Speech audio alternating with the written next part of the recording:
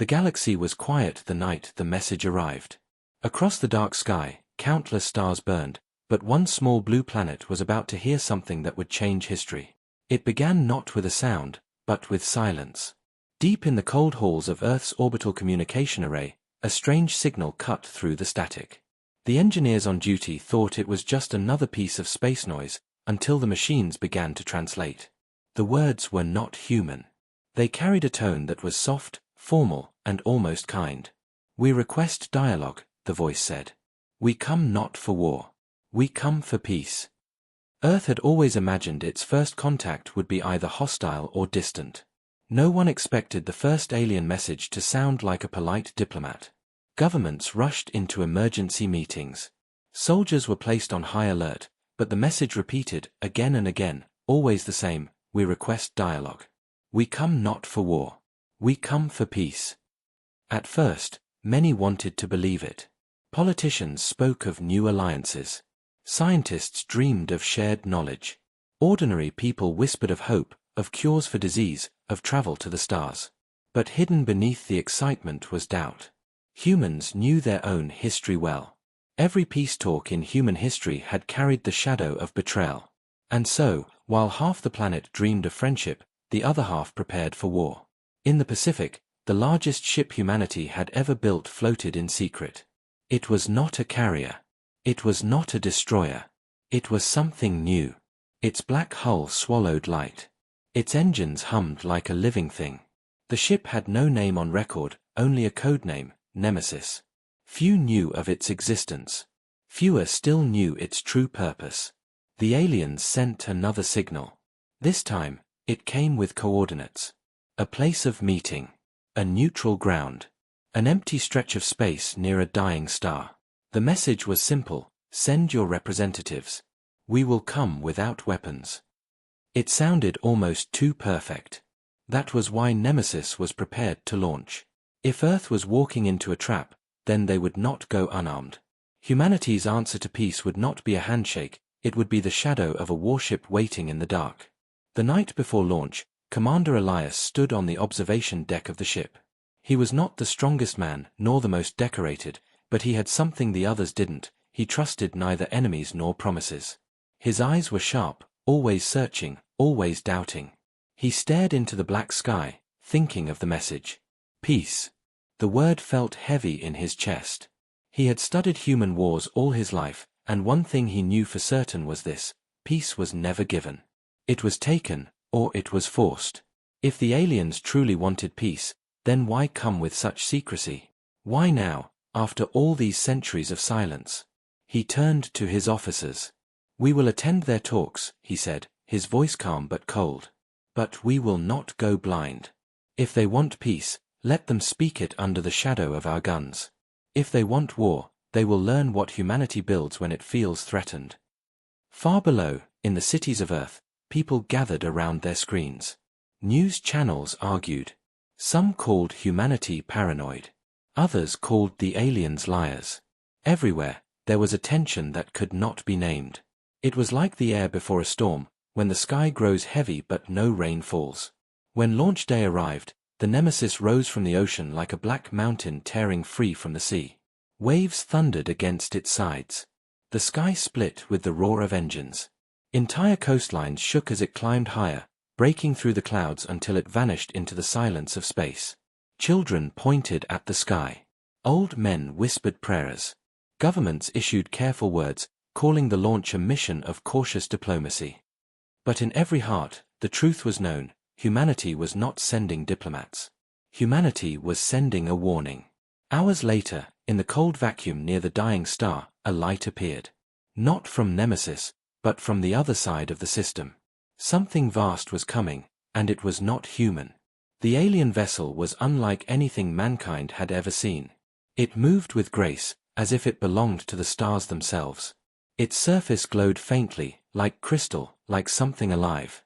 For a long moment, both ships floated in silence, watching each other across the void. The first meeting between species had begun, not with words, but with the quiet tension of predators circling. Inside the alien ship, a voice whispered through the comms again. "We request dialogue. We come not for war. We come for peace. On the bridge of the Nemesis, Commander Elias stood tall. His face gave nothing away. He did not reply, not yet. Humanity had heard the words. But words were cheap. What mattered was what came next. The bridge of the Nemesis was silent. No one moved.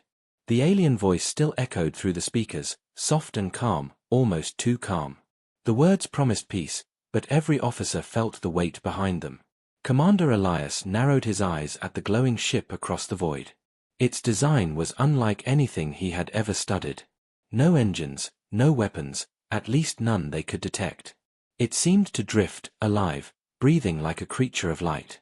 But Elias trusted his instincts. If something looked harmless, it was usually hiding sharp teeth. "Do we respond, sir?" asked Lieutenant Marek, his voice tense.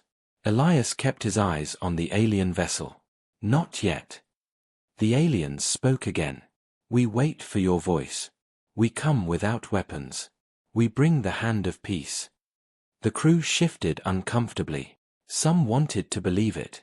Others, like Elias, only grew more suspicious. The silence stretched until it felt heavy, pressing against their chests. Finally, Elias gave a nod. "Open a channel." Static hissed, then cleared. Elias spoke with a steady voice. "This is Commander Elias of the human ship Nemesis. We have received your message. State your intentions." There was a pause before the alien voice returned, softer now, almost warm. "Our people have traveled far. We seek allies. We seek understanding. We wish to avoid conflict with your species." The words were polite. Too polite. Elias studied the glowing vessel again. No weapons, no shields, at least none their scanners could see.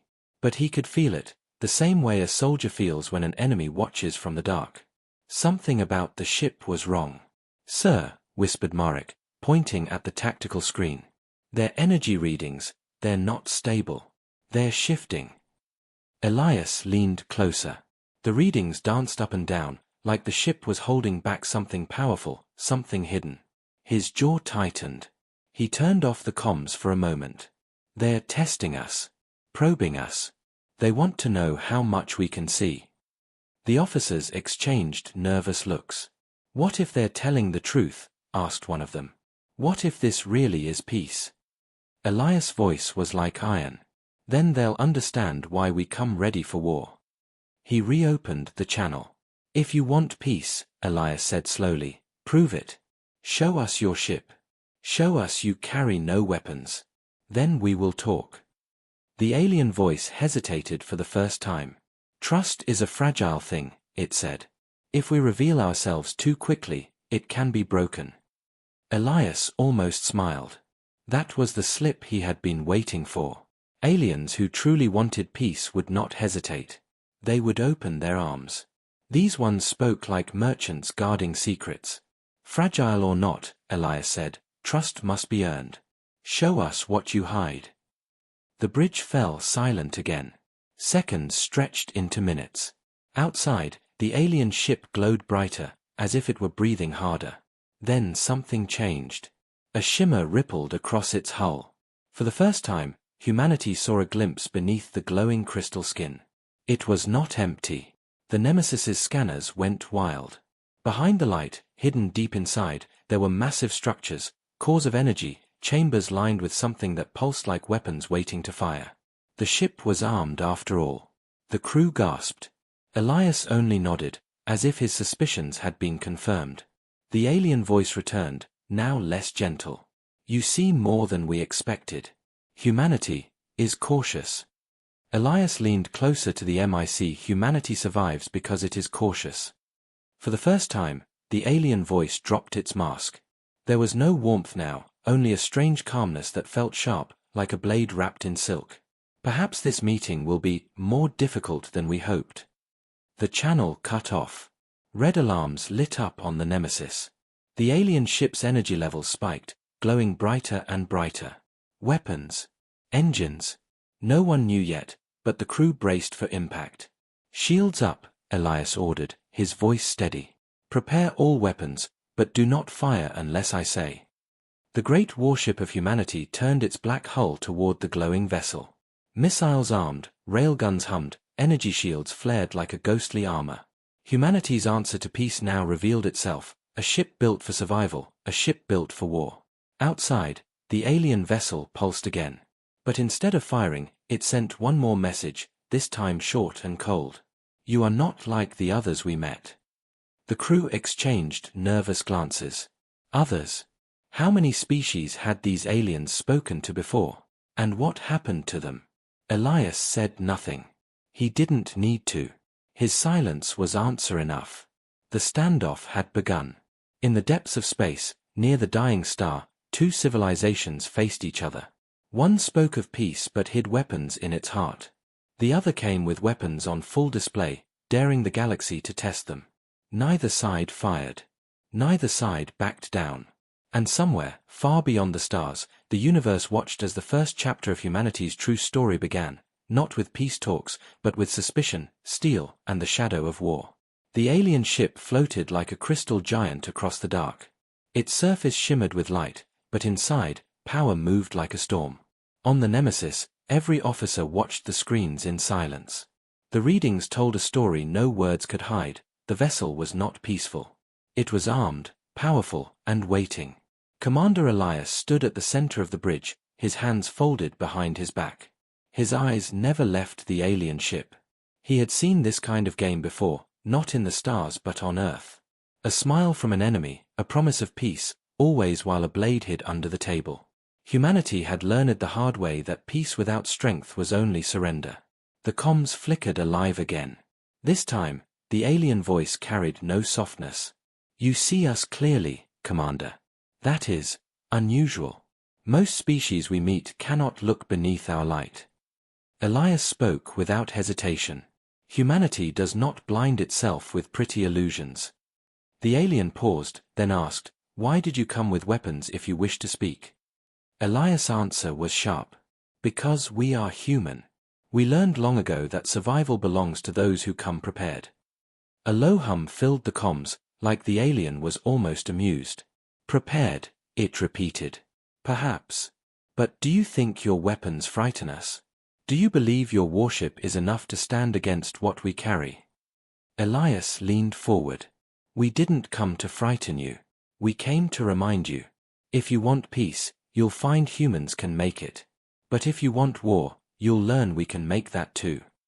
The crew felt a chill run down their spines. The words were not shouted. They were spoken calmly, like stone dropped into still water. The alien vessel went silent. Then, for the first time, its crystal surface began to shift. The glow dimmed, peeling back like a curtain. The ship revealed more of itself, long black ridges, chambers pulsing with strange energy, rows of hidden structures that looked very much like weapon ports. The crew of the Nemesis stared in shock. The peaceful ship was a fortress. Lieutenant Marek whispered, "My God, how many weapons does it have?" "Enough," Elias replied coldly, "to prove their words were lies." The alien voice returned, quieter now but sharper. "Do not mistake this for deception. We came offering peace. But we are not defenseless. We never are."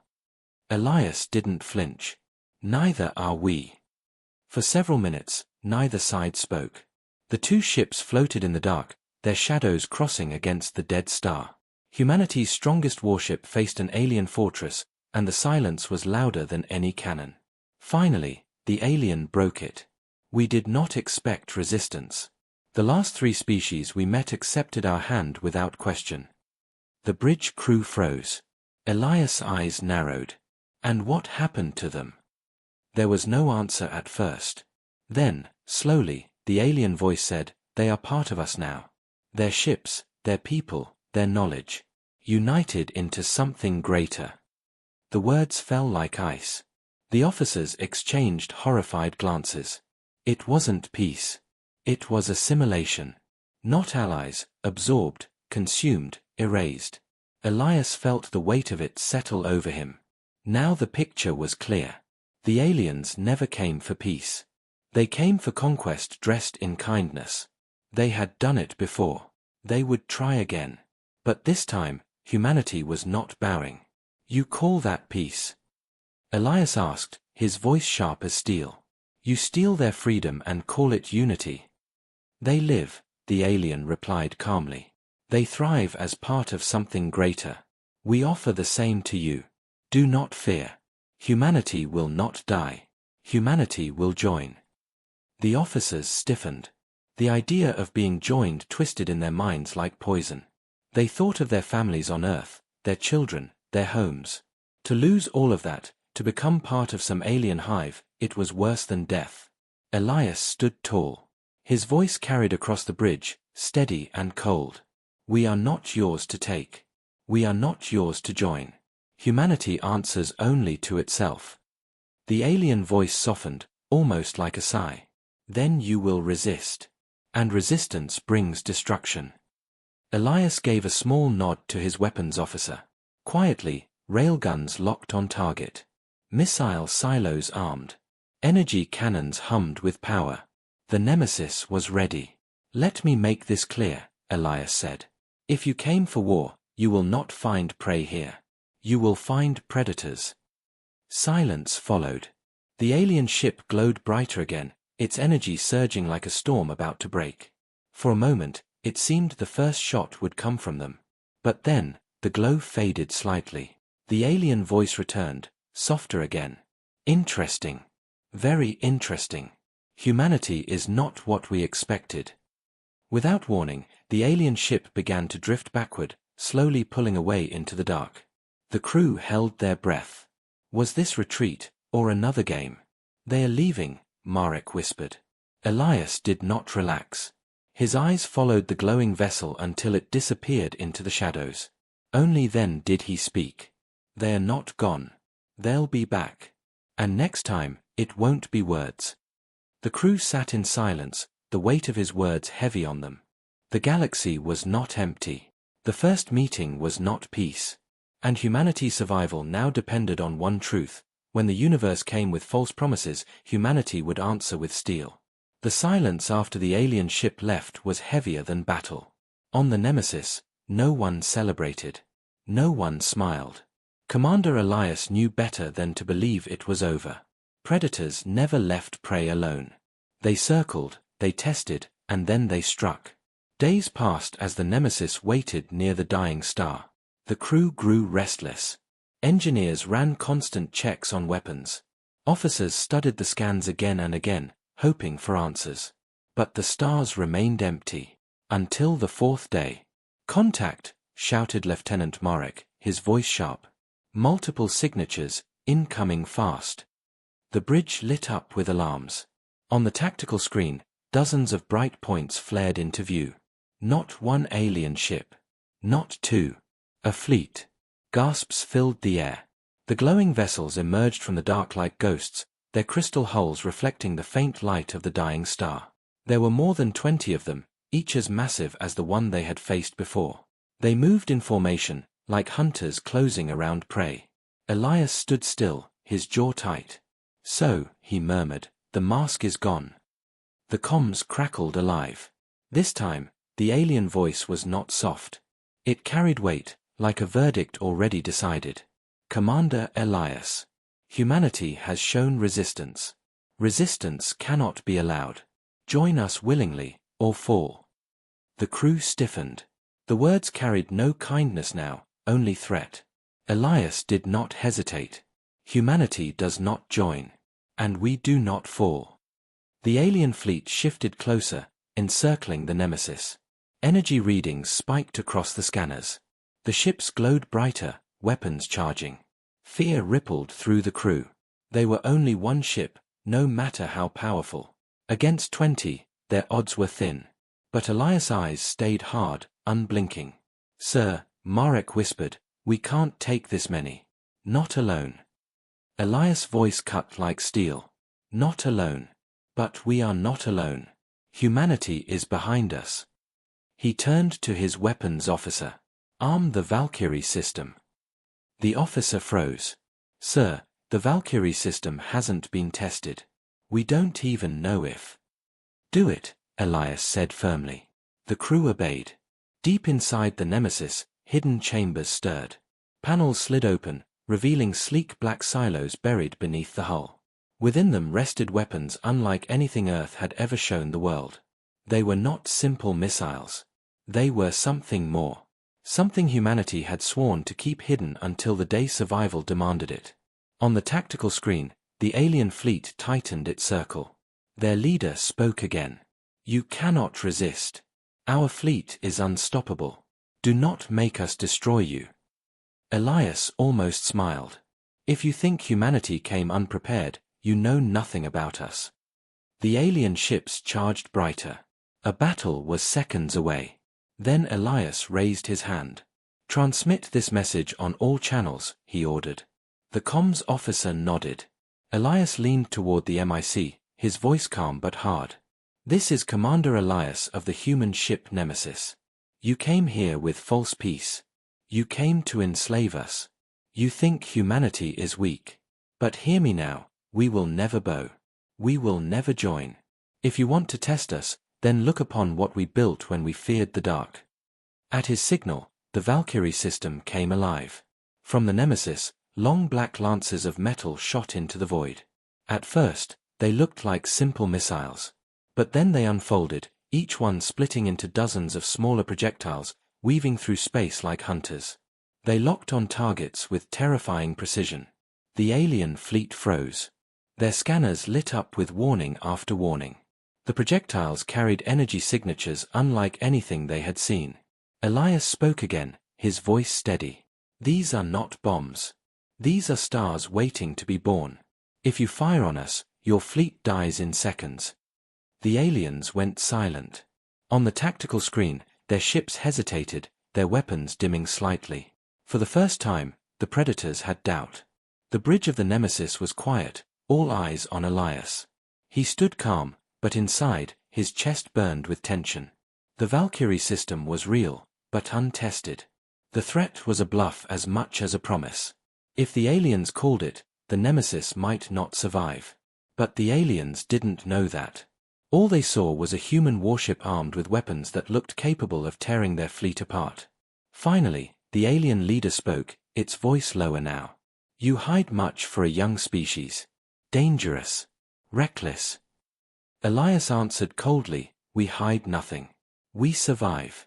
That is what humans do." For a long moment, the alien fleet remained still. Then, slowly, their ships began to drift back, pulling away from the Nemesis. The glow of their weapons dimmed. The trap had been broken, for now. The crew exhaled as one, relief flooding through them. Some whispered in awe.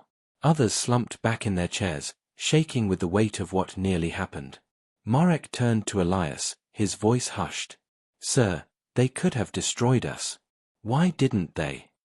Elias stared into the dark where the fleet had vanished. His voice was quiet but heavy. "Because predators look for easy prey. And today, they learned humanity is not easy." But deep in his heart, he knew the truth. The aliens were not gone. They had only pulled back to think, to study, to prepare. This was not victory. This was only the beginning. The Nemesis drifted in the darkness after the alien fleet vanished. Relief filled the crew, but it was a thin kind of relief, fragile and short. Commander Elias knew better than anyone that predators never left prey untouched for long. The aliens had pulled back, yes, but not because they were defeated. They had pulled back to find a new angle. And then it came. "Priority signal from Earth," shouted the comms officer. His voice was sharp, strained. "Multiple alien ships entering orbit. They're attacking." The bridge went silent. Elias' face hardened, his worst fear confirmed. The aliens had bypassed the Nemesis and gone straight for the heart, Earth itself. "Show me the feed," Elias ordered. The main screen flickered, then lit up with images of home. The blue planet hung in space, its oceans shining, its cities glowing faintly in the night. But now, streaks of fire crossed the skies. Alien vessels descended through the clouds, their crystal hulls blazing with light. Beams of energy slashed across the atmosphere, striking military bases, orbital satellites, power grids. The Earth was under siege. Gasps filled the bridge. Some officers whispered curses, others went pale. Families, friends, children, they were all down there. Elias' voice cut through the panic. Weapons ready. Plot a course for Earth. Full burn. We move now. Engines roared to life. The Nemesis turned, its black hull slicing through the void as it surged toward the planet. The warship carried speed like a falling star, every system burning at maximum. Humanity's strongest blade was racing home. But the question hung heavy in the air: would one ship be enough? On Earth, chaos spread. Civilians ran through city streets as alien craft hovered above, their beams cutting through towers of glass and steel. Fighter jets screamed into the sky, but they were swatted down like flies. The aliens did not destroy everything, they were careful. They struck hard at defenses, at leaders, at weapons, but they left the rest alive. Just like they said. They didn't want to wipe humanity out. They wanted to take humanity, to break its defenses, then offer unity once there was no choice left. In the underground war rooms of the United Earth Council, leaders shouted at each other. Some begged to open negotiations. Others demanded immediate retaliation. But when the alien voice came over every channel, the room fell silent. We come for peace, it said. Do not resist. Humanity will join, as others joined before. This is your only path. For a moment, silence ruled. Then one general slammed his fist against the table. Over my dead body, he growled. And across the world, soldiers, pilots, and civilians alike found themselves agreeing. Humanity had made mistakes before, but surrender was never in its blood. By the time the Nemesis entered orbit, Earth was burning. Alien ships floated high above the planet, glowing like cruel stars. They had cut through defenses quickly, but they had not expected what came next. The Nemesis burst into view like a predator from the dark. Its hull burned with re-entry flames as it plunged toward the alien fleet. Target lock, shouted Marek. Fire! Elias commanded. The Nemesis unleashed its wrath. Railguns spat slugs the size of trucks, tearing through shields. Missiles streaked from its sides, splitting into swarms that struck with thunder. Energy cannons roared, slicing through crystal hulls. In seconds, 3 alien ships were crippled, spiraling into Earth's atmosphere like falling meteors. For the first time, humanity had blooded them. But the rest of the alien fleet turned at once, weapons glowing, and fired back. Beams of light tore through space, slamming into the Nemesis. Shields flared, alarms screamed. The ship shook violently, but it held. Shields at 60%, an officer shouted. Hold steady, Elias barked. His eyes blazed with fire. This is our home. We do not break here. Across Earth, people watched. Screens lit up in every city, every shelter, every command center. They saw their warship, their Nemesis, standing against a fleet that should have been unstoppable. And in that moment, fear shifted into something else. Hope. For the first time, humanity saw that it was possible to fight back. On the ground, soldiers rallied. Jets launched again. Anti-orbital cannons fired. Every weapon humanity had, even the smallest, joined in the fight. And though many fell, they struck harder than the aliens expected. Because humans did not fight only with weapons. They fought with rage. They fought with love for their world. On the bridge of the Nemesis, alarms screamed louder. The ship was taking damage. Sparks flew from consoles, smoke filled the air. We can't hold much longer. Marek shouted. Elias stood firm, his voice steady. Then we do what humans always do. We hold until the last breath. But then, a new voice cut through the comms. A human voice. Nemesis, this is Orbital Station Atlas. We've armed the prototype rail platform. Give us a target. Another voice followed. This is Lunar Base Echo. We have missiles. Coordinates. And then more, dozens of them. Ships, stations, bases, all across the system, humanity was answering. Even damaged, even unprepared, they refused to stay silent. Elias allowed himself the smallest of smiles. Humanity was not one ship. Humanity was all of them. Transmit the targets, he ordered. Let's show them the cost of underestimating us. In the skies above Earth, the battle blazed brighter. Alien ships pressed harder, But for the first time, they met a wall of resistance they could not easily break. The Nemesis, scarred but unyielding, led the charge. Around it, Earth itself fought back. The first war between species had truly begun. And for all their power, the aliens had made one grave mistake. They thought humanity would kneel. Instead, they had awakened something far more dangerous: humanity united. The smoke of battle still hung over Earth. Cities burned, skies scarred with the trails of fallen ships, but the planet still stood. The alien fleet had pulled back, leaving wreckage behind, and for the first time in history, humanity had faced the stars and refused to kneel. On the bridge of the Nemesis, the crew sat battered but alive. Sparks still hissed from damaged panels. The ship's hull was scarred and shields strained, but her heart still beat strong. Commander Elias stood at the center, his uniform torn, a line of blood across his cheek. His eyes burned with a steady fire. Reports came in from Earth. Millions displaced, thousands dead, but the spirit of humanity unbroken. Across every channel, the same words repeated: "We will not surrender." For the aliens, it was meant to be a swift conquest. For humanity, it was only the beginning. In the war council that followed, voices filled the chamber. Generals, admirals, leaders, scientists, all connected through secure channels. Fear ran through them, but so did rage. "They won't stop," one general growled. "If we wait here, they'll come back with more. Stronger. We'll be crushed." "They won't expect us to strike back," Elias said, his voice calm. "They think humanity will hide. That's why we can't. We take the fight to them." Some protested. Humanity was still recovering. Earth was bleeding. But others leaned forward, fire in their eyes. Elias pressed on. "The Nemesis proved they can bleed. Now we hunt them. We show them humanity does not wait for the axe. We swing first." And slowly, the council agreed. The decision was made. Humanity would not defend alone. Humanity would strike. The weeks that followed were unlike any in history. Nations that once fought each other now shared everything: ships, weapons, knowledge.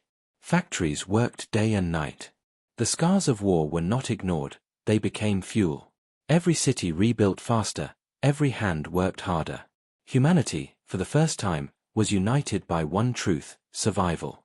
The Nemesis led the way, patched and armed with new weapons.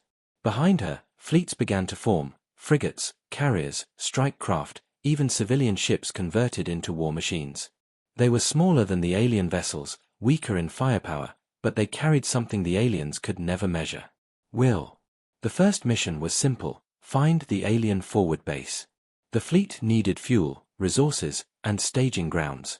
If humanity could destroy it, the invaders would lose their anchor. Scouts spread through the system. Drones swept the dark. Weeks of silence passed, until finally a signal returned. Near the edge of the solar system, beyond Pluto's orbit, something moved. The Nemesis went first. As it approached the shadow of a dead world, the truth appeared. Hidden among the rocks was a vast alien structure, pulsing with crystal light.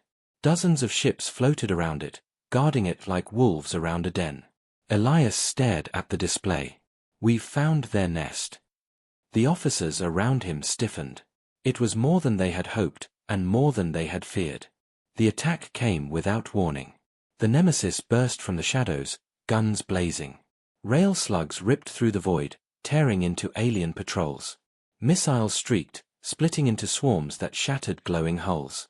Fighters poured from hidden bays, darting between enemy beams like wasps. The alien fleet responded instantly.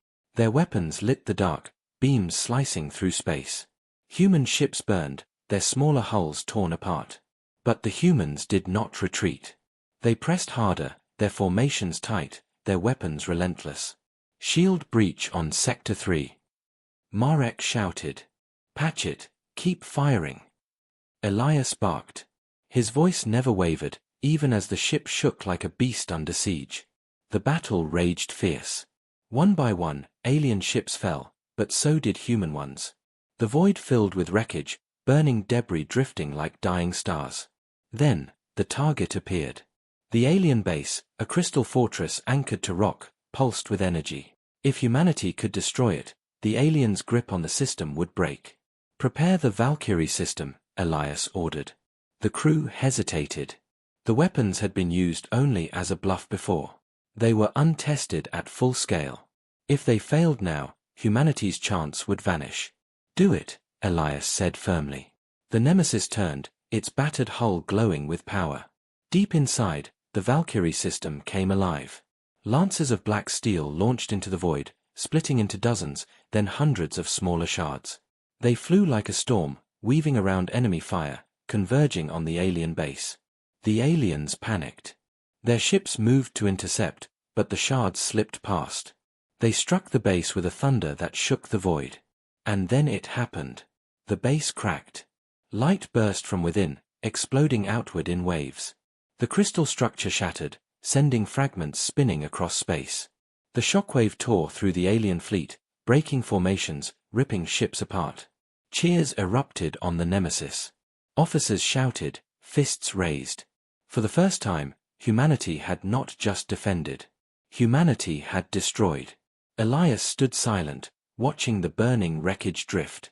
Slowly, a hard smile formed. "Send a message," he said. "To every corner of space. Let them know. Humanity does not wait. Humanity hunts." But even as the cheers continued, Elias knew the truth. The aliens would not stop here. They would come back, angrier, stronger, with fleets far greater than this. And when they did, humanity would be ready. Because now the war was no longer defense. Now it was a crusade. The ruins of the alien base still drifted among the stars. Shattered crystal glowed faintly, broken pieces tumbling endlessly through the void. For the first time, humanity had struck first. For the first time, the galaxy had seen that Earth would not kneel. But victory never comes without an answer. Days later, scouts brought word. An armada was coming. Not a fleet of 20, not 50, but hundreds. Ships larger than cities, glowing like stars, carrying the full strength of the invaders. The aliens had finally understood, humanity was not prey. Humanity was a threat. And threats must be crushed. On the bridge of the Nemesis, silence filled the air as the report ended. Officers stared at the tactical screen, where hundreds of red markers spread across the system like a rising tide.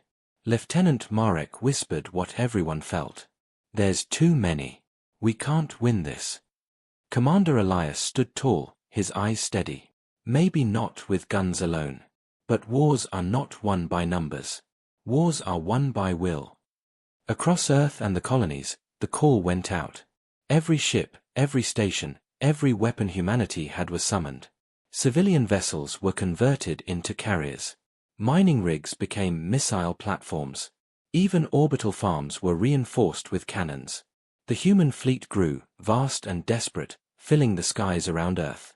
Families said their goodbyes. Children watched their parents board ships, knowing they might never return. But no one begged for surrender. Not this time. The aliens had shown their false peace. Humanity had chosen war. The day came. The alien armada entered the system, blotting out the stars. Hundreds of glowing ships moved in perfect silence, their crystal hulls reflecting cold light. It was not a fleet. It was a wall. The human fleet faced them near Mars. Thousands of ships, small and fragile compared to the giants before them, but burning with fire in every heart. At the center, scarred but unbroken, stood the Nemesis. The comms lit up. The alien voice carried across the void, cold and final. "Humanity, you defy the inevitable. This is your last chance. Join us, or be erased." Elias stepped forward. His voice was calm, steady, unshaken. "We've heard your piece. We've seen your truth. And we have only one answer." He leaned closer to the MIC. "No." The void erupted. The alien armada surged forward, beams of energy cutting across the dark. Human ships burned instantly, dozens falling in the first strike. But humanity answered with fire of its own. Railguns thundered, missiles screamed, fighters swarmed in waves. The sky became chaos, light and shadow clashing in a storm that shook the system. The Nemesis fought like a beast. Its guns roared, tearing through enemy hulls. Its Valkyrie system unleashed storms of steel, carving paths through the enemy. But for every alien ship destroyed, 2 more pressed in. Shields down to 40%. Marek shouted, "Keep firing." Elias barked, his voice steady even as the ship shook. Around them, the human fleet held. Fragile ships threw themselves into the fight, ramming, detonating, sacrificing anything to break the alien line. Every explosion lit the void brighter. Humanity was bleeding, but it was not breaking. Then came the moment. The heart of the alien armada, a ship larger than all the rest, loomed forward. Its glow was blinding, its energy readings off the scale. It was their flagship, the true core of their power. If it survived, humanity would fall. Elias stared at it, his jaw tight. That's the heart. If we cut it out, the body dies. But sir, Marek said, we don't have the firepower left. Elias turned, his eyes hard. Then we use what's left of us. All of us. He opened a channel, broadcasting across the fleet. This is Commander Elias. Every ship, listen. The time has come. Today, we show the galaxy what humanity is. Not prey. Not slaves. We are fire. We are steel. We are free. Aim everything at their flagship. For Earth. For humanity. A roar answered him. Across the fleet, weapons turned. Every last missile, every last railgun, every fighter still flying, all locked on the colossal alien vessel. Fire. Elias commanded. The void lit up like a second sun. Thousands of projectiles streaked toward the flagship. Alien defenses flared, beams tearing through hundreds, but too many slipped through. Rail slugs slammed into crystal, missiles exploded against its hull. Cracks spread across the glowing giant, and then the Nemesis made its final move. Valkyrie system, Elias said. Overload. All of it. Sir, that will destroy us too. Do it. The crew obeyed without hesitation. The Nemesis unleashed its full arsenal. Black lances of steel erupted in waves, splitting, swarming, piercing the flagship like a storm of knives. The alien giant shuddered, light bursting from its wounds. For a heartbeat, silence. Then the flagship exploded. The blast ripped across the void, tearing through the armada. Alien ships shattered, their crystal hulls breaking apart like glass under a hammer.